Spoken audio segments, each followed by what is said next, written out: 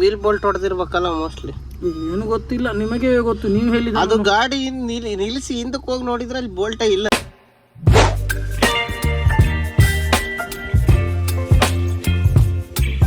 ಸ್ವಾಗತಂ ಸುಸ್ವಾಗತ friends, good morning. ನಾನು ನಿಮ್ಮ NS ಟ್ರಕ್ ಟ್ರಾವೆಲರ್. ನಮ್ಮ ಚಾನಲ್ಗೆ ಸ್ವಾಗತ ಸುಸ್ವಾಗತ ಅಂತೇಳಿ ಟೈರ್ ಬಿಚ್ಕೊಂಡು ವಿಡಿಯೋ ಸ್ಟಾರ್ಟ್ ಮಾಡ್ತಾ ಇದ್ದೀನಿ.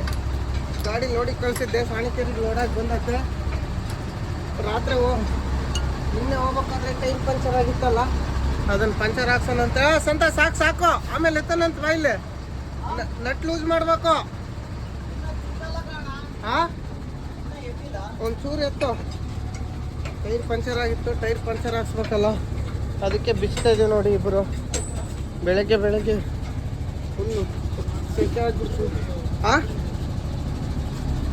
ಅದನ್ನ ಟೈರಿಗೆ ಪ್ಯಾಚ್ ಹಾಕ್ಬೇಕು, ಏನು ಮಾಡ್ಬೇಕು ಗೊತ್ತಿಲ್ಲ. ಟೈರ್ ಬಿಚ್ಚಿ ಅಂಗಡಿ ಹತ್ರ ದೂಕಿ ನೋಡೋಣ ಬನ್ನಿ. ನೋಡಿ ಕೋಕ್ ಲೋಡಾಗಿ ಬಂದೈತೆ ಸಾಣಕೇರಿ. ಅವು ಕಾಣೋದಿಲ್ಲ, ಏನಿಲ್ಲ ಇದ್ರೊಳಗೆ ಏನನ್ನ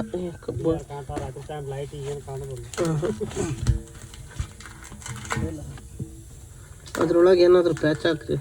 ಸುಮ್ಮನೆ ತಂತಿನ ಬರಕ್ಕೆ ವೀಲ್ ಬೋಲ್ಟ್ ಹೊಡೆದಿರ್ಬೇಕಲ್ಲ ಮೋಸ್ಟ್ಲಿ. ಏನು ಗೊತ್ತಿಲ್ಲ, ನಿಮಗೆ ಗೊತ್ತು, ನೀವು ಹೇಳಿದ. ಅದು ಗಾಡಿ ನಿಲ್ಲಿಸಿ ಹಿಂದಕ್ಕೆ ಹೋಗಿ ನೋಡಿದ್ರೆ ಅಲ್ಲಿ ಬೋಲ್ಟೇ ಇಲ್ಲ ಅಲ್ಲಿ. ಅದು ಏನು ಗೊತ್ತಾಯ್ತು, ಏನು ಹೊಡೆದದ್ದು ಹೇಳ್ಬೇಕಾ? ಕಾಂಕ್ರೀಟ್ಗೆ ರೋಡ್ ಹಾಕ್ತಾರೆ ಗೊತ್ತುಂಟಾ, ಗಾಡಿಯಲ್ಲಿ ಬೆಡ್ ಹಾಕ್ತಾರೆ, ಪಾಯಿಂಟ್ ಬಿಡ್ತಾರೆ 3 ಇಂಚು ಜಾಯಿಂಟಿಗೆ ಅಂತ. ಅದು ಹೊಕ್ಕಿ ಉಂಟಲ್ಲ, ವಾಪಸ್ ಹೋಗಿದೆ. ಇಲ್ಲ, ಹಿಂಗೆ ಫ್ಲೇವರ್ ಇಳಿತಿದ್ದೆ. ಹೌದು, ಅದರ ಸೈಡಲ್ಲೇ ಇರೋದನ್ನ ಚಿಕ್ಕ ಬೋಲ್ಟ್ ಇರ್ತದೆ, ಅದು ಹೊಕ್ಕಿ ಹೊರಗೆ ಬಂದಿದೆ ಅಷ್ಟೇ. ಅಲ್ಲೇ ಲೋಡ್ ಗಾಡಿಯಲ್ಲಿ ಹತ್ತಿದಲ್ಲ, ಲೋಡ್ ಗಾಡಿಯಲ್ಲೇ ಕಾಸರಗೋಡಲ್ಲಿ. ಖಾಲಿ ಗಾಡಿ ಇದ್ರೆ ಏನಾಗಲ್ಲ ಅದಕ್ಕೆ.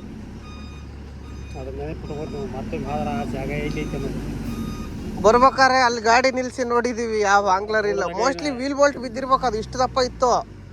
ನಾನು ಇನ್ನೇನು ಫ್ಲೇವರ್ ಇಳಿತಿದ್ನಲ್ಲ, ಜೋರಾಗಿ ಎಳೆದ್ಬಿಟ್ಟೆ, ಸೆಕೆಂಡ್ ಹಾಕ್ಸಲ್ಲ ತಿಳಿದ್ಬಿಡ್ತು. ಒಂದು 3-4 ಗಾಡಿ ಎಲ್ಲವೂ ಬ್ಯಾಕ್ ನೋವು, ಫ್ರಂಟ್ ನೋವು, ಅದೊಂದು ಹತ್ತೆ ನಿಂತಿರೋದು. 2 ಪ್ಯಾಚ್ ಹಾಕ್ಬಿಡಿ. ಟ್ಯೂಬು ಬರುತ್ತಲ್ಲ, ಹಾಕಿ ಹೀಟ್ ಹಾಕಿ ಪಂಚರ್ ಆಗ್ಬಾರ್ದು ನೋಡಿ. ಪ್ಯಾಚ್ ಹಾಕ್ಸ್ತಾ ಇದೀನಿ ನೋಡಿ. ಒಂದು ಹಾಕಿದ್ದಾರೆ, ಇನ್ನೊಂದು ಹಾಕ್ತಾ ಇದ್ದಾರೆ. ಇದೆಷ್ಟು 35? ಅದು ನಂಬರ್ ತೆಗ್ದಿದ್ದೀನಿ. ನಂಬರ್ ಹೋದ್ರೆ ನಂಬರ್ ಬೇಕಿಲ್ಲ, ಇದರಲ್ಲಿ ನಂಬರ್ ಉಂಟು. ಅಲ್ಲ, ನೋಡಿದ್ರೆ ಗೊತ್ತಾಗ್ಬಿಡುತ್ತೆ ಅದು ಯಾವ ನಂಬರ್ ಏನಂತೇಳಿ. ನಂಬರ್ ಇದ್ರೆ ಅದು ಕಾಣೋದಿಲ್ಲ ಇನ್ನು ನಿಮಗೆ. ನಿಮ್ಮ ಫ್ರಂಟ್ ಟೈರ್ ಇದೆಯಲ್ಲ, ಅಷ್ಟು ಬಟನ್ ಅದಕ್ಕೆ ಕಮ್ಮಿ, ಸ್ವಲ್ಪ ಕಮ್ಮಿ.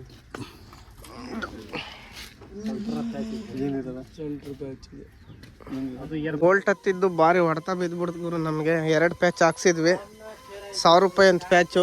ಪಂಚರ್ ಒಂದು 200, 1200 ಆಗುತ್ತೆ. ಟೈರು ಹೊಸ ಟೈರ್ ಗುರು, ಇದು ಹೊತ್ತಿದ್ರೆ ಏನು ಮಾಡ್ಬೇಕಾಯ್ತು. ಇದು ಇನ್ನು ಈ ಟ್ರಿಪ್ನಾಗ ಹಾಕೇ ಬಂದೀನಿ ಈ ಟೈರು.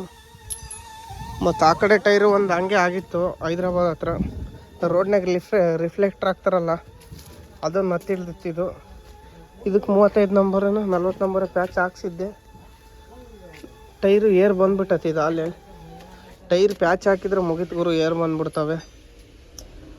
ಆ ಬೋಲ್ಟ್ ಆಂಗ್ಲರ್ ಒಂದು ಗೊತ್ತಾಗಂಗಿಲ್ಲ. ಇವ್ರು ನೋಡಿದರೆ ಆಂಗ್ಲರ್ ಅಂತಾರೆ, ಏನೋ ದೇವ್ರಿಗೆ ಗೊತ್ತು. 1000 ರೂಪಾಯಿ ಹೋಯ್ತು ಹೊಸ ಟೈರು. ಟೈರ್ ಹಾಕಕ್ಕೆ ಬರ್ತೈತೆ ಅನ್ಸಂತ. ಎತ್ತುವ ತೋರಿಸ್ತೀನಿ, ಟೈರ್ ಹಾಕ್ಯಣದ್ ಕಲ್ತ್ಗ. ಕೆಳಗ್ಲಿದ್ದ ಎಳ್ಕೋಬೇಕು. ಈಟ್ ಪಂಚರ್ ಆಗ್ತಾಯಿದ್ದಾರೆ ನೋಡಿ, ನಮ್ಮ ಟೈರ್ ಇಲ್ಲೇ ಬಿದ್ದತಿ. ಕೆಳಗ್ಲಿದ್ದ ಎಳ್ಕೊಳಪ್ಪ, ಟೈರ್ ತಿರುಗಿಸಿ ಎಳ್ಕೊ ಬರುತ್ತೆ. ಬಂಕಿಗೆ ಬಂದಿವಿ ಗುರು, ಡೀಸೆಲ್ ಹಾಕ್ಸೋಣ ಅಂತೇಳಿ ಟೈರ್ ರೆಡಿ ಮಾಡಿಸ್ಕೊಂಡು. ಟೈರು ಏರ್ ಬಂದುಬಿಟ್ಟತ್ತ ಟೈರು, ಅದನ್ನು ತೆಗೆದು ಫ್ರಂಟಿಗೆ ಹಾಕ್ಬೇಕು. ಸೆಕೆಂಡ್ ಹಾಕ್ಸಲ್ಲಿ ತೂಕ ಜಾಸ್ತಿ ಬೀಳುತ್ತಲ್ಲ. ಎಂಥ ಟೈರು, ಎಂಥ ಕೆಲಸ ಆಗ್ಬಿಡ್ತು ಗುರು. ಟೈರ್ ಹೋಗ್ಬಿಡ್ತು ಅಂತೇಳಿ ಬೇಜಾರಾಗ್ಬಿಡ್ತು. ಓನರ್ಗೆ ಇನ್ನೆಷ್ಟು ನೋವಾಗಿರಬಾರ್ದು.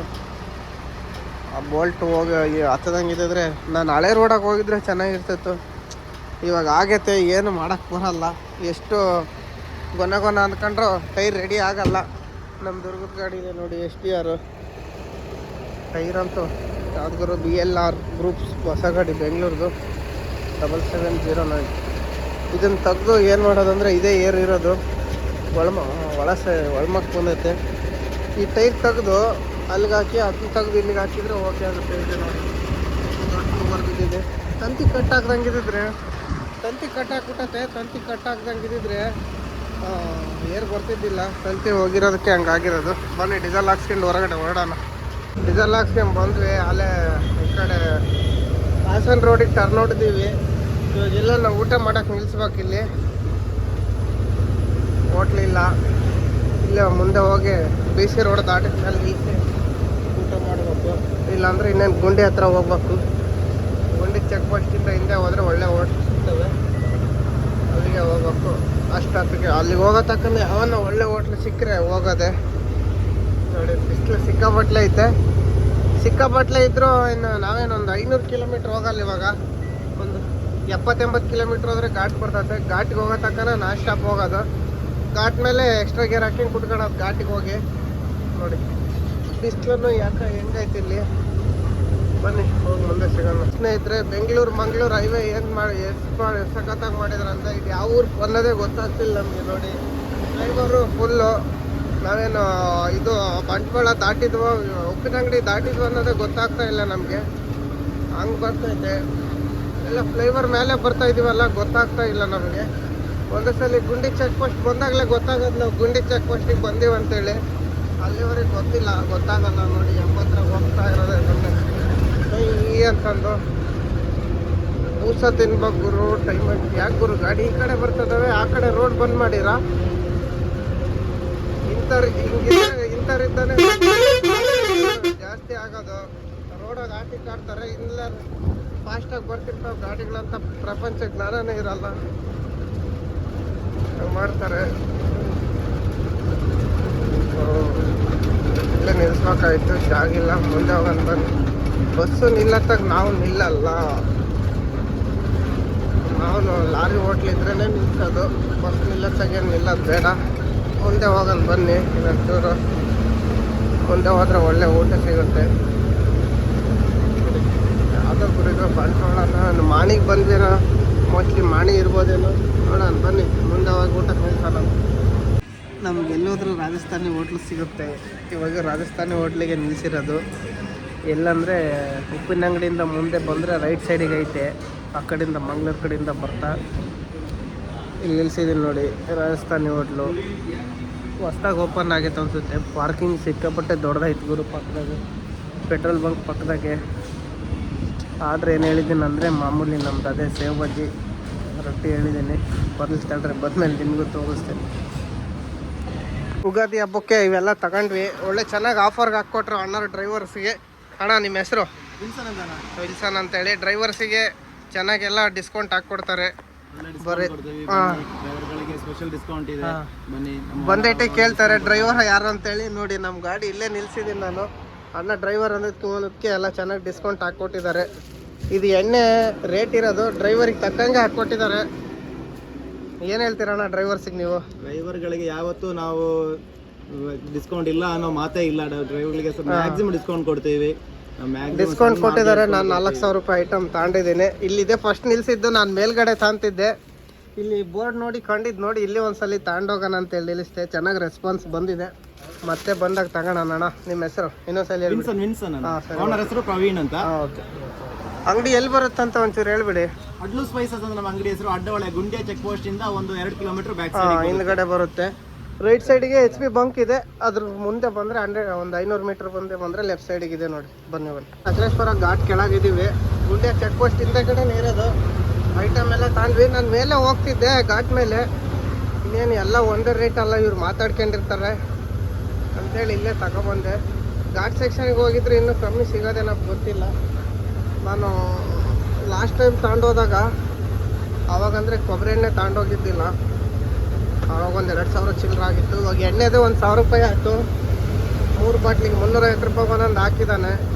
ಡಿಸ್ಕೌಂಟ್ ಬಿಡು ಅಂದಿದ್ದಕ್ಕೆ ಒಂದು 200 ರೂಪಾಯಿನೋ ಡಿಸ್ಕೌಂಟ್ ಬಿಟ್ಟಿದ್ದಾನೆ ಅಷ್ಟೇ. ಅಷ್ಟು ಬಿಟ್ಟರೆ ಇನ್ನೇನು ಡಿಸ್ಕೌಂಟೇ ಬಿಟ್ಟಿಲ್ಲ ಅವ್ನು ನಮಗೆ. ಆದರೆ ಬೇರೆ ಕಡೆ ಎಲ್ಲ ವಿಚಾರಿಸಿದ್ವಿ ನಾವು.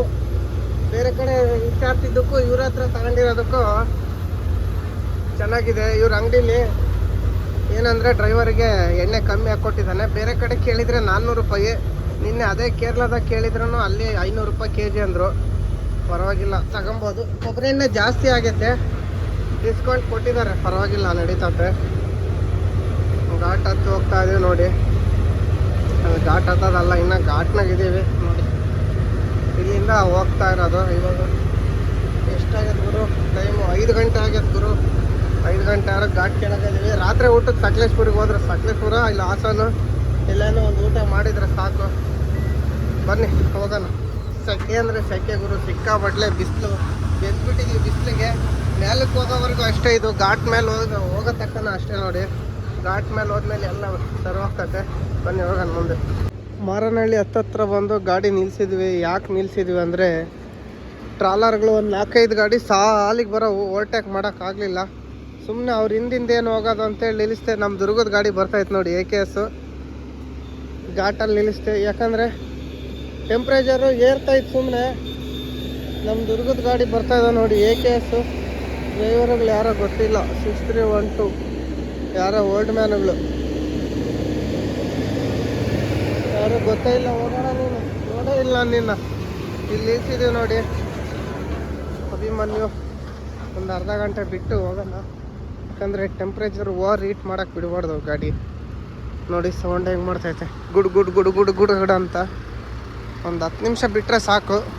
ಏನಂದರೆ ಅವು 3 ಟ್ರಾಲರ್ ಇದ್ವು, ಆ ಟ್ರಾಲರ್ ಹೋಗಲಿ ಅಂತ ನಿಲ್ಸಿದ್ದು ನಾನು. ಹಂಗೆ ಗಾಡಿನೂ ಕೂಲ್ ಆಗುತ್ತೆ ಅಂತೇಳಿ ನೋಡಿ. ಸಂಜೆ ಹೊತ್ತು 6 ಗಂಟೆ ಆಗೈತೆ. ವೀಡಿಯೋ ಅಪ್ಲೋಡ್ ಮಾಡೋಣ ಅಂದರೆ ನೆಟ್ವರ್ಕ್ ಎಲ್ಲೆಲ್ಲಿ ಇಲ್ಲ ಇಲ್ಲಿ.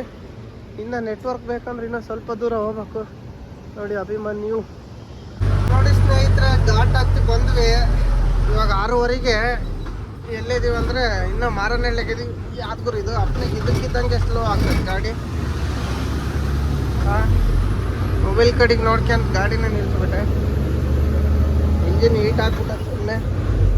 ಅಲ್ಲೊಂದು 4 ಗಂಟೆ ನಿಲ್ಲಿಸಿದ್ವಿ.